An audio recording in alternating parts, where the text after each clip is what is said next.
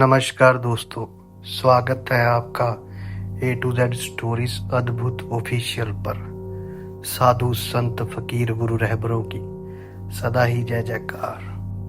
गुरुओं की वाणी जो है वो जब कोई इंसान उसका जप करता है तो कोई भी ऊपरली जो विपता है कह सकते हैं, जो ऊपरली हवाएं होती हैं वो उस इंसान पर अपना जो है वो असर नहीं कर पाती हैं। और आज जो बात है वो ऐसी ही बात है कि एक शख्स है जो हमारे मित्र का आगे मित्र है, जिसका नाम पूरा तो नहीं ले सकते, सिंह नट कह सकते हैं। उसके पीछे सिंह और नट दोनों, उसकी जो कास्ट है वो नट है।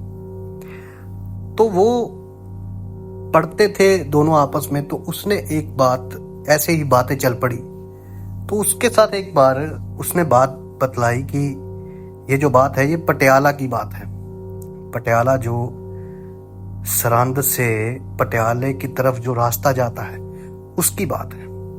तो वो जो उसका मामा थे, वो वैसे तो लड़का वो बाहर का था, बाहर का पीआर था, तो यहाँ वो स्टडी करने आया हुआ था। और उसके मामा जो थे वो यहीं पे रहते थे और वो यहाँ पे पंजाब में वो दूध का काम किया करते थे।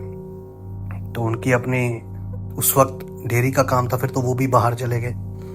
तो काफ़ी पुरानी बात है ये, कम से कम 2001 या 2000 की होगी बात ये। तो उसके जो मामा जी थे वो, उन्होंने काम जाना था एक, तो वो सुबह उस दिन जल्दी उठ के उन्होंने कहीं काम जाना था, पटियाला ही, सरहंद से पटियाला ही। तो उन्होंने कहा कि मेरे को जल्दी जाना है। तो वो 3 बजे का समय था, 2:30-3 बजे का सुबह सुबह। और वो उसकी एक आदत थी उनकी, उसके मामा की, कि वो पूरे 4 बजे जो उसका शरीर था, मतलब ऐसा हो गया था एडिक्टेड कि वो जपजी साहब का पाठ उसका होना शुरू हो जाता था। मतलब उसको आदत थी कि उठ के सुबह उसने पाठ करना ही करना है। तो अब वो व्यक्ति जो था, वो उसका जो मामा था उस लड़के का, उसने जाना था सरहंद से पटियाले की तरफ। तो जाना भी सुबह जल्दी था। तब जब वो चल पड़ा तो वो बता रहा था कि 2:30, 3:15 बजे के बीच में टाइम होगा। तो बाइक पे था वो, उसे ऐसा लगा कि जैसे बाइक पे कोई आकर बैठ गया उसके पीछे, उसी रोड पे जहां वो भाखड़ा नहर है। भाखड़ा नहर क्रॉस करते ही, मतलब भाखड़ा नहर पे जब बता, तभी उसको लगा कि जैसे कोई पीछे आके बैठा है। तो उसको अजीब सा फील हुआ। अजीब सी कहने की मतलब कि कुछ अजीब सी उसके फीलिंग आनी शुरू हो गई और भय सा लगना शुरू हो गया उसको, भय, डर सा लगना शुरू हो गया।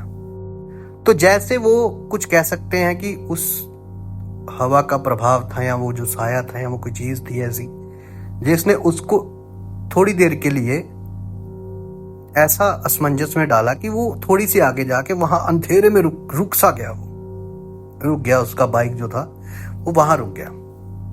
तो तकरीबन कुछ ऐसा वो बता रहा था, कि वो बता रहे थे हमको बाद में घर आके कि ऐसा कुछ हुआ कि मतलब मेरा दिमाग जैसे सनसा हो गया है।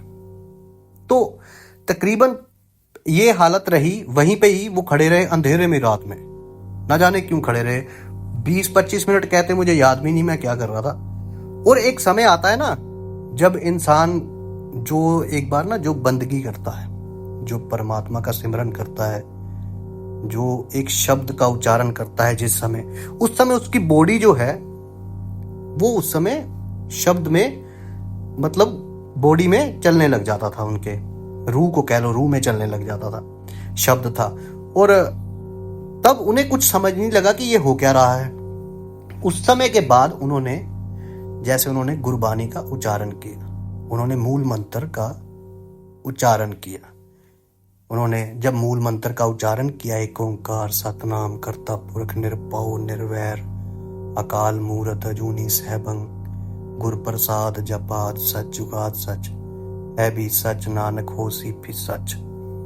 तो जब उन्होंने ये उच्चारण किया तो कहते हैं कि फिर जैसे उनको आवाज आई, मतलब जो उसके मामा ने उसको बताया कि उनको आवाज आई कि तू गुरबानी के कारण आज बच गया, क्योंकि इस पे मेरा जोर नहीं चलता है, वरना मैं आज तुझे नहीं छोड़ती। मतलब वो औरत थी ऐसे बोली, जो उसने बात बताई अपने मित्र को। तो उसने काफी समय पहले हमारी बात हुई तो बात की थी।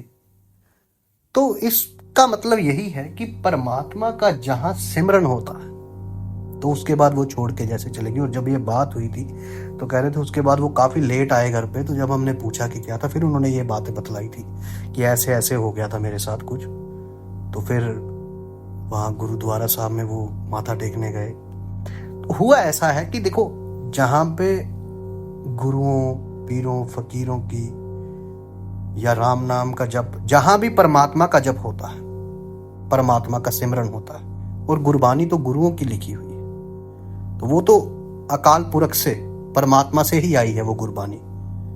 वो किसी इंसान ने नहीं लिखी है, वो परमात्मा ने ही लिखी है। क्योंकि वो जो गुरु हैं वो परमात्मा के ही अंश हैं, परमात्मा के ही जोत हैं, उसी अकाल पुरख की जोत है, और बाद में उसी में जाके वो मिल गए। तो बात यही है कि जहां पर उनके नाम उच्चारण होते हैं, जहां पर एक इंसान परमात्मा को याद करता है, चाहे वो किसी भी रूप में याद करे, तो ये जो हवाएं हैं या कुछ भी ऐसा है तो वो फिर असर नहीं कर पाती हैं इंसान पे। और ये हमने सुना भी हुआ है, अपने बड़े बुजुर्गों से भी सुना है कि जब गुरुओं, रहबरों की जो इंसान उनका नाम लेता है तो उनसे ये जो बुरी चीज़ें हैं वो दूर रहती हैं। और जो पाक पवित्र होकर उनका नाम लेता है, जिस समय वो नाम लेता है, तो बॉडी जो है वो उस समय उनके नाम में शुरू हो जाती है, उनका नाम उच्चारण शुरू हो जाता है, जिनकी एक रोजाना आदत होती है। और गुरबानी का उच्चारण जहां भी होगा, जहां भी, किसी भी जगह पे, बुरी से बुरी जगह हो जाए, वो भी एक ना एक दिन पवित्र हो जाएगी, और वहां पे इन बुरी चीजों का असर नहीं रहता। तो ये उस शख्स की बात थी।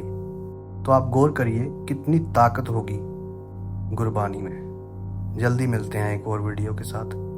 तब तक के लिए साधु संत फकीर गुरु रहबरों की सदा ही जय जयकार। आप सबके भीतर बसे उस परमात्मा को मेरा प्रणाम।